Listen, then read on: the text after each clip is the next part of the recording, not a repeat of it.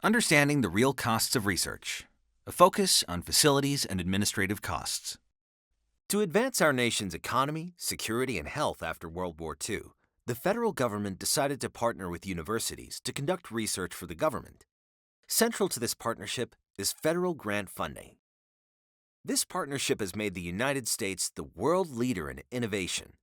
The Internet, GPS technology, touchscreen phones, new drugs and treatments for cancer, diabetes, Alzheimer's, and many other diseases are just a few examples of the countless innovative technologies that have resulted from federally sponsored university research.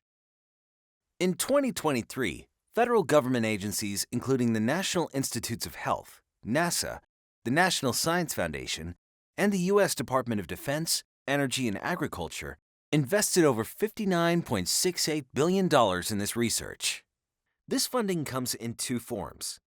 The first is direct funding.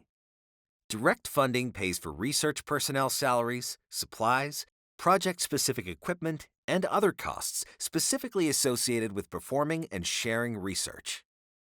Second are institutional research infrastructure and support services not allowed to be paid directly to universities from a government grant. Expenses for institutional research infrastructure and support services are reimbursed to each university in the form of facilities and administrative costs. These are equally essential research operating costs, also called F&A, or indirect costs. This funding helps pay for the cost of laboratories and other research-specific facilities provided by the institution and used for federally funded research.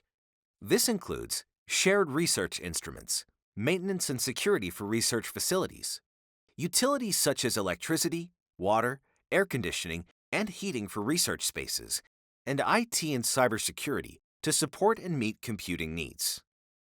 F&A funds also help pay for the staff needed to ensure compliance with government regulations, such as the environmental health and safety requirements that protect researchers, staff, students, and patients, and research security requirements that protect the nation's investment in research. These F&A costs are essential costs of doing research. So the federal government covers all these costs, right? Wrong. Federal data shows that in fiscal year 2023, universities contributed approximately $28 billion of their own institutional funds to support research. This included over $6.8 billion for the federal government's share of F&A costs that it did not reimburse. This means that universities are subsidizing federal research. Universities are making up the difference between the full costs of conducting federal research and what the government pays. In fact, unlike other research performers that are fully reimbursed for these costs, universities are strictly limited in the amount they can recover from the federal government to pay for administrative and compliance costs associated with the government research they conduct. This is due in part to an exacting F&A cost rate negotiation process with the government that requires institutions to scrupulously identify and defend costs eligible for reimbursement. Existing government-imposed reimbursement caps on certain types of research grants and on administrative costs further erode institutions' F&A cost reimbursement rates.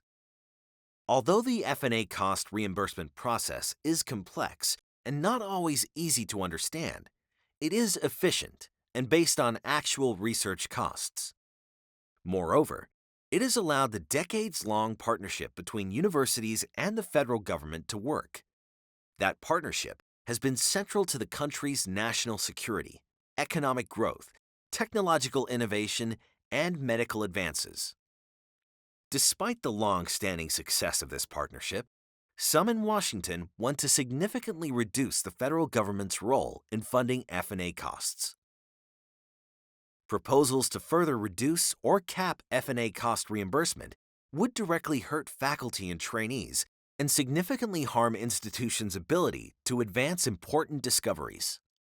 Cuts to federal F&A funding would impact many institutions' ability to maintain large, specialized equipment that is shared among researchers, provide the compliance personnel who ensure safety for faculty, trainees, staff, and patients, purchase and maintain IT for computing needs, maintain existing research space and buildings, including janitorial services and security services, and build cutting-edge facilities necessary for modern research. The bottom line is that any proposal to cut F&A cost reimbursements by the federal government is a proposal to cut research. This would have a disastrous impact on research institutions' ability to foster technological innovation, improve public health and well-being, sustain a dynamic American economy, and help protect our national security. Instead of cuts, we should be talking about ways to strengthen the government-university research partnership so it can thrive in the years ahead.